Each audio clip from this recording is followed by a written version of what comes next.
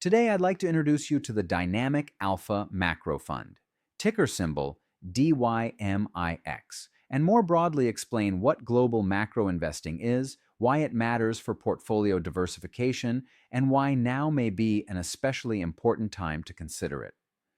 Targeting an all-weather investing approach means being prepared, not predicting. The Dynamic Alpha Macro Fund combines a global macro futures strategy with a portfolio of U.S. equities. We apply quantitative, technical, and most uniquely fundamental analysis to over 40 liquid global markets, including currencies, bonds, commodities, and equities, creating a portfolio built on multiple return drivers. For investors and advisors, the Dynamic Alpha Macro Fund can serve as an all-weather strategy, focusing on risk management, dynamic alpha generation, and adaptive market positioning with long-short flexibility. As of year-end 2025, the Dynamic Alpha Macro Fund was ranked the #1 fund in Morningstar's macro trading category for a second year in a row, recognizing its strong performance within the space. So what exactly is global macro investing? Let's break it down.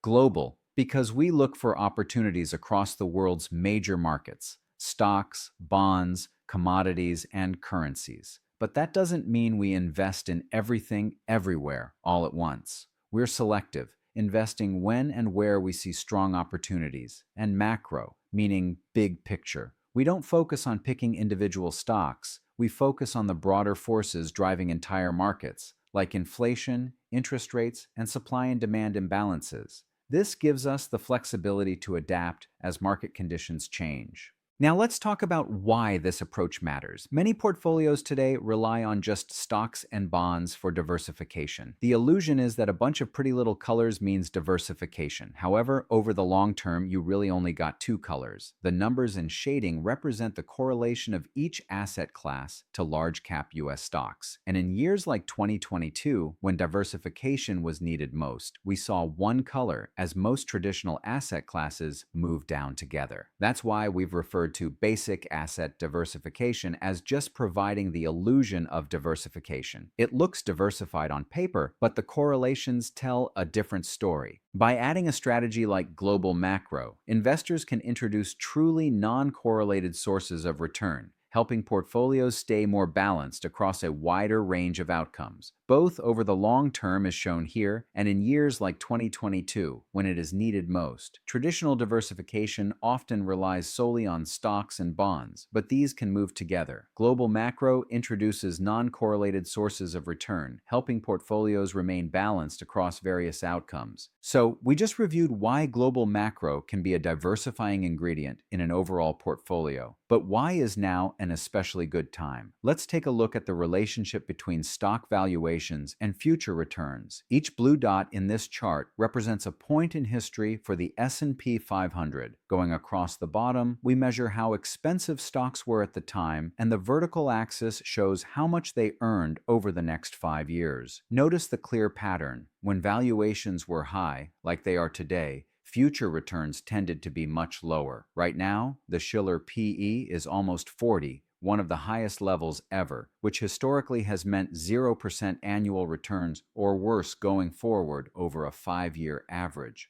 Next, let's look at how global macro has performed. Now here's where things get interesting. While high stock valuations have historically led to lower S&P 500 returns, the opposite has often been true for global macro strategies. Each purple dot here represents the global macro index, and as you can see, when stock valuations were high, global macro returns tended to be stronger, often above 10% annualized over the next 5 years. This is exactly the environment where diversification beyond traditional equities can really shine. The Dynamic Alpha Macro Fund was designed to blend these two approaches, combining equity exposure with a global macro strategy, targeting a smoother, more all-weather return experience, regardless of equity valuations. Let's take a look at the actual results. The following are performance and statistics as of December 31st, 2025. Worth noting is the year-to-date returns of slightly over 25% versus the S&P 500 index of almost 18%. But returns only tell one side of the story. how those returns are realized can be even more important. When we examine the since inception correlation of 0.25, it highlights the diversification benefits. Lastly, the up capture ratio of 73% combined with the down capture of 19% help to illustrate the risk control metrics we implement. Thank you for spending your time with us. We value your interest and invite your questions or feedback. And as always, until next time, take care everyone and make smart, logical, and fact-based financial decisions.